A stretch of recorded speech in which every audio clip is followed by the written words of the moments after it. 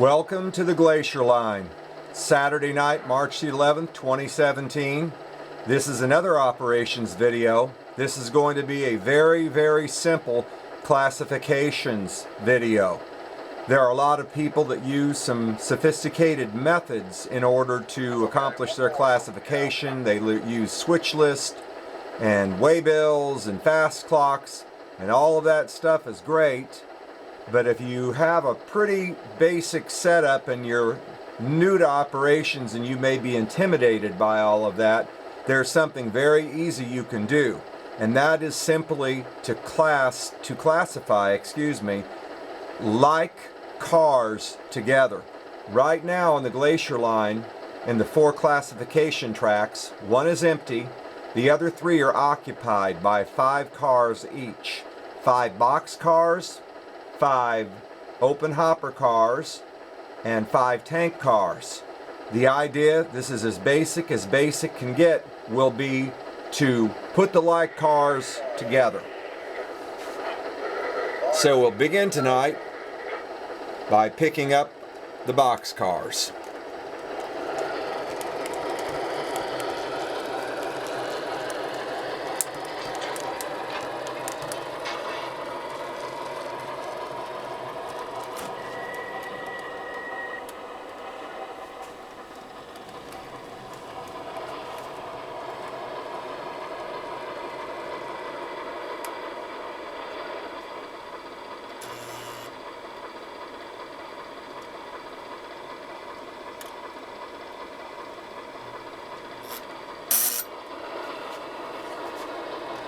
People believe that model railroads must be circles or loops of track for the trains to continuously operate. That is not true. Layouts do not have to be circles or ovals. In fact, it's a lot more fun to set up your layout where you're actually an integral part of the operation of it. You're not simply an idle person just standing there observing the action on the line. The very essence of railroading is making up classifying cars in freight yards and then them being sent out to their respective destinations.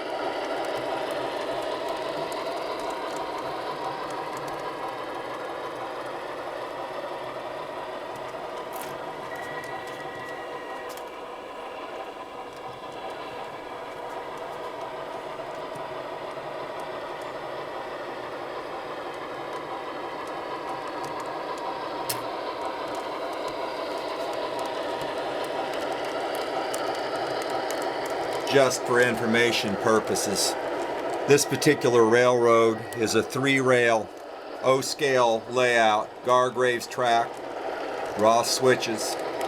The power is provided by MTH Z4000 transformers, and the control system is the DCS command.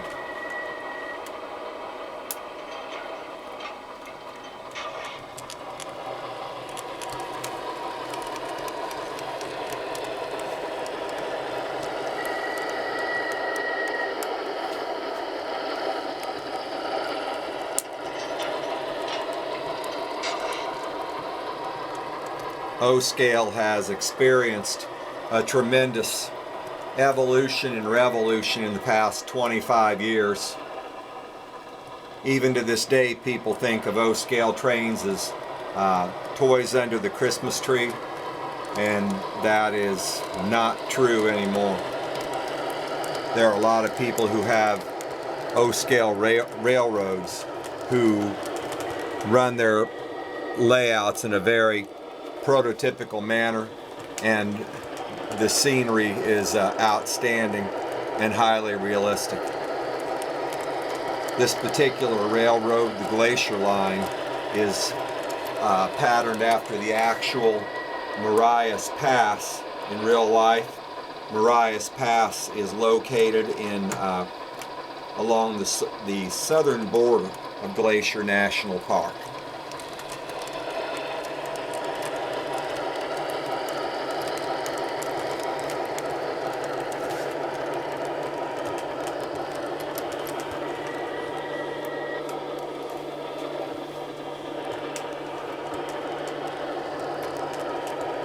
something that's very, very nice, even as simple as a operation as I am demonstrating tonight is.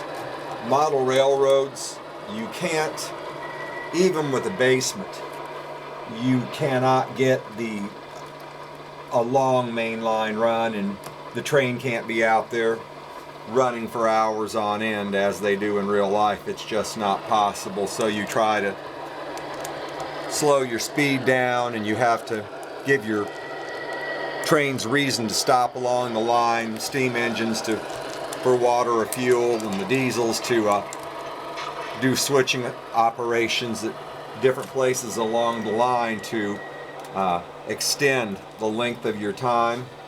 But the switching aspect of this, it takes some time to do it.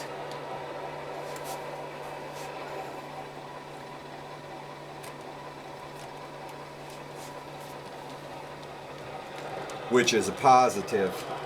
Having more to do, having people more actively involved, including you, giving them more of a part in the operation, will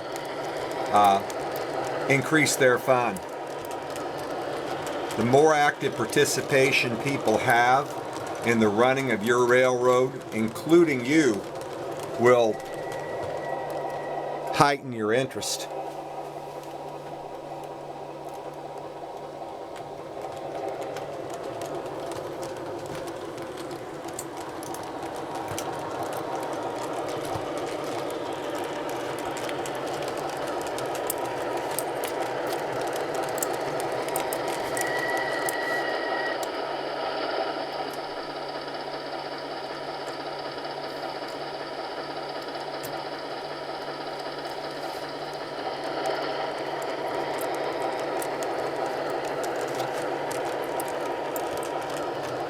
People think that to have realistic operations on a model railroad, you need to have a basement to accomplish that.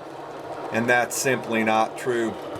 The operation that you're seeing me do in this particular space, if you had an area, and I'm talking about for O scale, if you had an area approximately 18 inches wide and approximately 8 to 10 feet long, you could do the exact same thing that I'm doing right now. A lot of people out there don't have all the space in the world for a layout, and they do have switching layouts. And ironically, everyone is saying that, you know, they don't have enough space for a layout because in their minds, and I think the majority of people's mind, they believe that they have got to have a circle or a loop of track to have a model railroad, and you don't.